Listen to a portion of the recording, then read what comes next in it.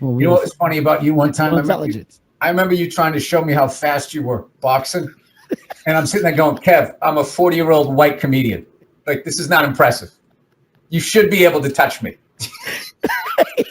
This is not. I swear to God, for your listeners, we were in some stupid parking lot. And he's going, look, I'm fast. Doing all this stuff. I'm just like, all right, Kev, you're fast. I get it.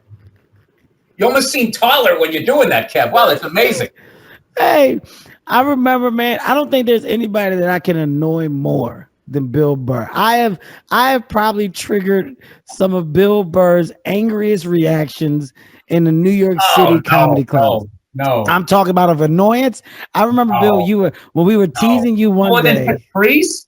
No, Patrice used to piss you off. More than Keith? No. All right, you're right. I was probably in fourth or fifth place. No, you came in quick.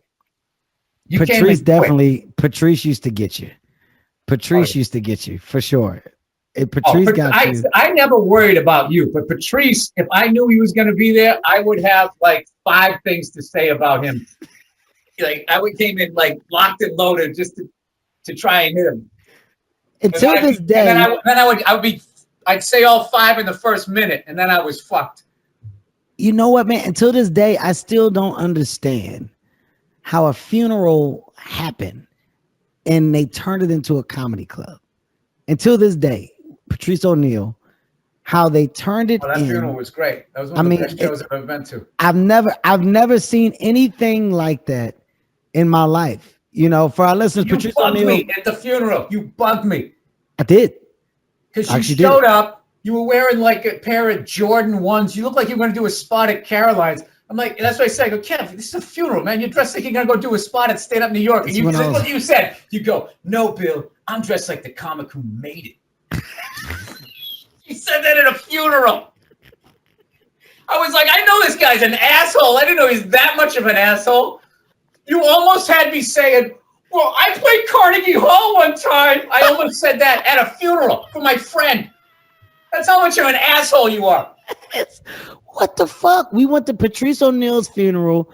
Ladies and gentlemen, I mean, we had so many comedians. First of all, Patrice was one of the most loved guys, I mean, on the scene. All right, let's not throw too much. He was also one of the most hated, too. Yes, but he was a comics comic. He was a comics comic. The comics loved him. If you were funny, you loved him. Yes. If you weren't funny, you hated him.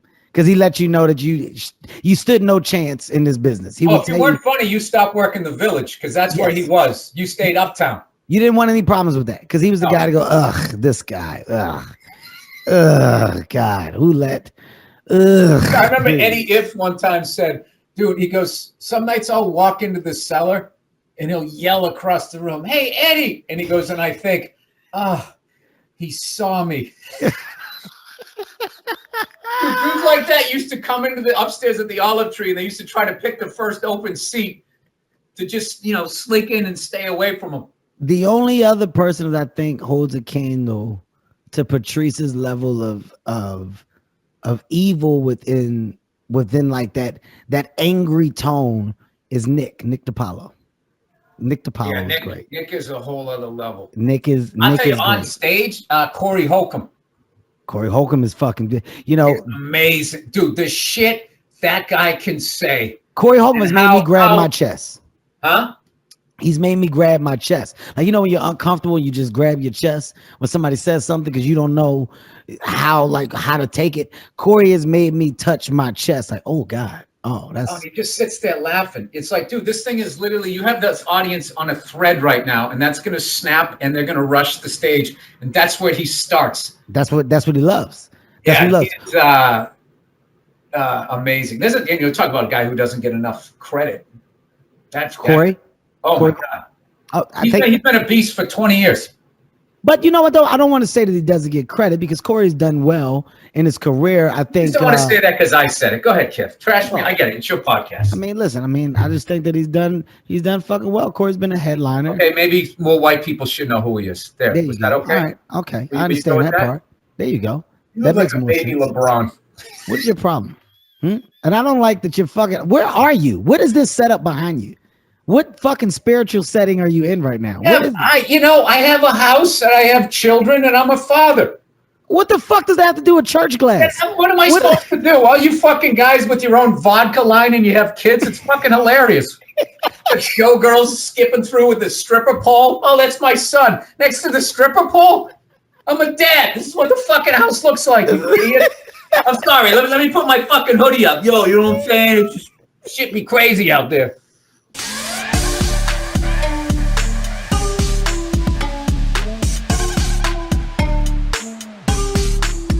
Yo, let's talk about a real issue at hand. Trash piling up, it's time to take a stand. From plastic bottles to styrofoam cups, our planet's drowning, it's time to wake up.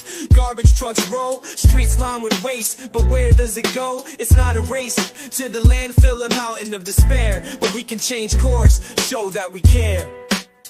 Trash talk, it's more than just words. It's about actions, the change we deserve. Reduce, reuse, recycle. That's the plan for a cleaner, greener earth. Let's take a stand. Trash talk, it's more than just words. It's about actions, the change we deserve. Reduce, reuse, recycle. That's the plan for a cleaner, greener earth. Let's take a stand. Single-use plastics, they gotta go. From straws to bags, it's time to say no. Bring your own cup, your own tote bag. Small steps add up, let's not lag. Sorting all waste is not that tough. Recycling centers, that's where it's rough. Separate paper, glass and cans. Give them a new life, that's the plan. Trash talk, it's more than just words. It's about actions, the change we deserve. Reduce, reuse, recycle. That's the plan for a cleaner, greener earth. Let's take a stand. But it's not just about the stuff we toss. It's about the mindset, there's no loss. Composting food waste, it's a win. Turning scraps to soil, let's begin. Educate the masses, from young to old. The future's at stake, let the story unfold. For the sake of our planet, our home sweet home. Let's clean up our acts, together we roam. Trash talk, it's more than just words. It's about actions, the change we deserve. Reduce, reuse, recycle. That's the plan for a cleaner, greener earth. Let's take a stand.